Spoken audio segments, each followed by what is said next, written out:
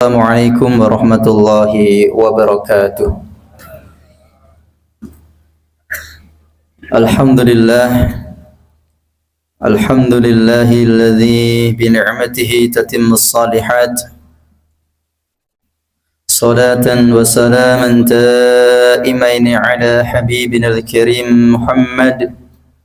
Nashhadu an la ilaha illallah wa nashhadu anna Muhammadan 'abduhu wa rasuluh.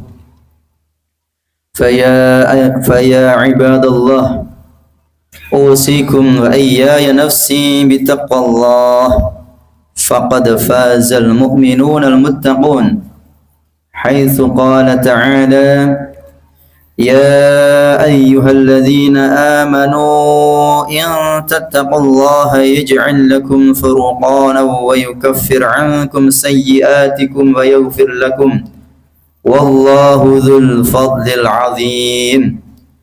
Amma ba'd. Ma'asyiral muslimin wal muslimat, jamaah salat Idul Adha rahimakumullah. Allahu akbar. Allahu akbar. La ilaha illallah. Wallahu akbar. Allahu akbar walillahil hamd. Alhamdulillahirabbil alamin. Puji syukur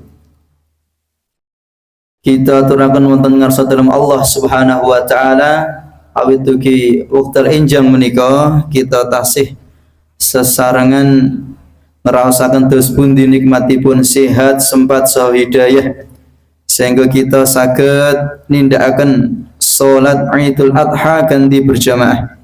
Mugi Allah Subhanahu wa taala ridho dhateng kita sami. Allahumma amin.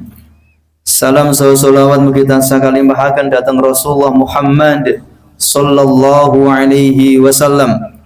Mugi dhateng para keluarga, para sahabat, tabi'in, tabi'ut tabi'in lan sedaya pendherepipun ingkang sami istiqomah dumugi akhir hayat. Ma'asyiral muslimin wal muslimat, azzani Allah wa iyyakum jamaah salat Idul Adha rahimakumullah. Terus pundi keluarga Nabi Ibrahim alaihi salam sebagai nabi sekaligus sebagai seorang rasul yang patut untuk kita jadikan teladan dalam kehidupan kita, khususnya di hari ini di tanggal 10 Dzulhijjah. Bagaimana keluarga beliau memberikan teladan yang begitu berharga untuk kebahagiaan kita hidup di dunia maupun di akhirat. Sampai kemudian puncaknya di hari ini kita disyariatkan untuk menjalankan salat Idul Adha dan dilanjutkan dengan penyembelihan hewan udhiyah atau hewan kurban. Dalam surat As-Saffat ayat yang ke-102, Allah Subhanahu wa taala memberikan gambaran cerita bagaimana kemudian Allah Subhanahu wa taala perintahkan darinya kita untuk menyembelih hewan kurban atau udhiyah di tanggal 10 Dzulhijjah ini. Falamma balagha ma'ahu as-sa'ya qala ya bunayya inni ara fil manam anni azbahuk فانظر ماذا ترى قال يا أبت افعل ما تؤمر ستجدني إن شاء الله من الصابرين.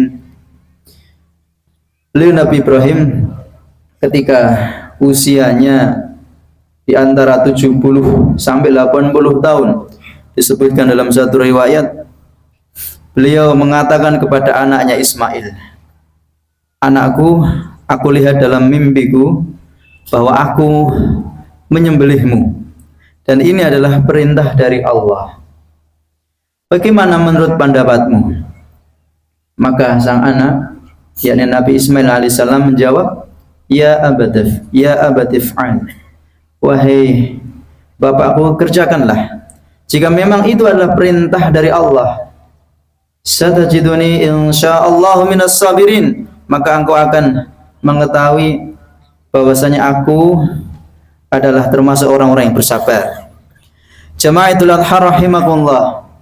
Bagaimana kemudian seorang anak yang begitu taat, dan tentu ini ketaatannya bukan sekedar taat kepada orang tua saja, tapi taat kepada Allah, bahkan mengatakan insya Allah engkau akan betul-betul mengetahui aku ini termasuk anakmu yang betul-betul sabar atas perintah dari Allah Subhanahu wa taala kepadamu untuk menyembelihku, maka silakan engkau kerjakan. Betapa ketaatan yang luar biasa dari seorang hamba Allah kepada Rabbnya, dari seorang anak kepada bapaknya. Pun juga demikian Nabi Ibrahim alaihissalam sebagai bapak yang begitu mulia, beliau betul-betul taat tanpa tapi, tunduk tanpa syarat.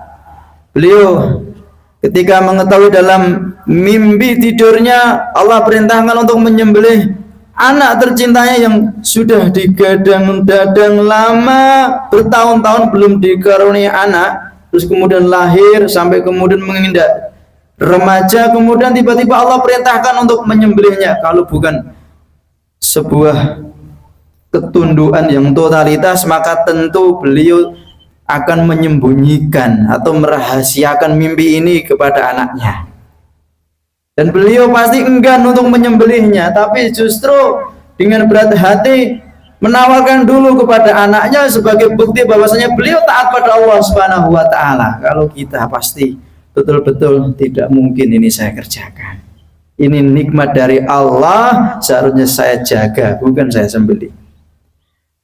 Ketaatan yang luar biasa seperti ini sebenarnya timbul dari mana sebenarnya? Atau lahir dari apa sebenarnya? Pengorbanan jiwa yang betul-betul dikorbankan. Kalau bukan untuk mencari ridha Allah, tentu apa lagi? Entah bapak maupun anak. Pengorbanan yang lahir dari mana seperti ini? Ketaatan yang muncul dari mana seperti ini? Apalagi kalau kita lihat bagaimana kisahnya Bunda Hajar membawa bayi yang bernama kemudian Nabi Ismail alaihissalam di sekitar Ka'bah atau di sekitar Makkah, ketika ditinggal oleh Nabi Ibrahim alaihissalam sang suami, Bunda Hajar bertanya, "Ya Ibrahim, aina tadhhab, engkau mau pergi kemana? Wa tatrukuna bihadzal wadi, sedangkan engkau tinggalkan kami di lembah ini yang betul-betul gersang. Bekal yang engkau bawa untuk kami cuma sedikit. Allahul ladzi amaraka bihadza, apakah Allah yang telah memerintahkan engkau untuk meninggalkan kami di tempat ini? Alladzi laisa lahu, alladzi laisa fihi insun wala syai'un, yang mana di sini enggak ada satupun manusia dan enggak ada sesuatu pun. Nabi Ibrahim dengan ketundukannya kepada Allah yang totalitas cuma mengatakan satu kata saja, qala na'am, ya, ini perintah dari Allah. Dan luar biasanya keimanan yang betul-betul totalitas dari Ibunda Hajar, beliau mengatakan idzan la yudhayyuna, kalau begitu saya yakin Allah pasti nggak akan menyia-nyiakan kita. Bapak Ibu yang dimuliakan Allah rahimani wa rahimakumullah, ketaatan yang begitu totalitas dari Nabi Ibrahim, dari Ibunda Hajar, dari anaknya Nabi Ismail yang barusan kami ceritakan ini, sekali lagi dari mana datangnya? Sedangkan kita betul-betul seakan-akan paham Tuhan itu ada, yang mencipta itu ada, tetapi kita nggak peduli dengan Tuhan kita. Beliau mengajarkan tentang arti ketundukan yang betul-betul tanpa tapi. Lah tapi ini anak yang barusan engkau karuniakan pada kami, terus engkau perintahkan untuk kami sembelihnya? Tidak seperti itu. Lah tapi engkau perintahkan saya dan anakmu di sini ya Ibrahim, ya suamiku, tapi tempatnya gersang kayak gini, bagaimana mungkin? Tidak seperti itu. Bapak, tapi saya ini adalah masih anakmu, Bapak. Aku ini anakmu, kenapa engkau sembelih? Tidak seperti itu. Betul-betul totalitas, tunduk tanpa tapi. Ya, tanpa syarat sama sekali. Satu jawabannya jamaah sekalian, itu semua muncul daripada ma'rifatullah. Betul-betul keluarga Nabi Ibrahim ini betul-betul paham, mengenal betul siapa Allah Subhanahu wa ta'ala, bahwa Allah yang telah menciptakannya gak mungkin akan menyia-nyiakannya, bahwa Allah yang telah memerintahkan ini semua gak mungkin Allah akan membiarkannya. Allah yang mengatur alam semesta, Allah pula yang pasti akan mengatur yang terbaik untuk kami sekeluarga. Allah yang memberikan rizki pada kami, Allah yang mengawasi kami, Allah yang betul-betul mendengar apa yang kami katakan, Allah pula yang memberikan sehat bagi kita yang beriman sebagai karunia-Nya. Allah juga yang memberi kita sakit ataupun musibah sebagai cara Allah menguji iman kita. Cara Allah juga sekaligus menghapus dosa-dosa kita. Allah pula yang berikan musibah pada orang-orang yang durhaka sebagai peringatan agar mereka segera kembali, dan sebagai cara bagi Allah mengazab mereka karena mereka betul-betul durhaka. Allah betul-betul mereka fahami siapa ini Allah ini. Ma'rifatullah jamaah sekalian. Makanya seorang tabi'in yang bernama Malik bin Dinar rahimahullah mengatakan, masakinu ahli dunya, betul-betul kasihan penduduk yang ada di muka bumi itu.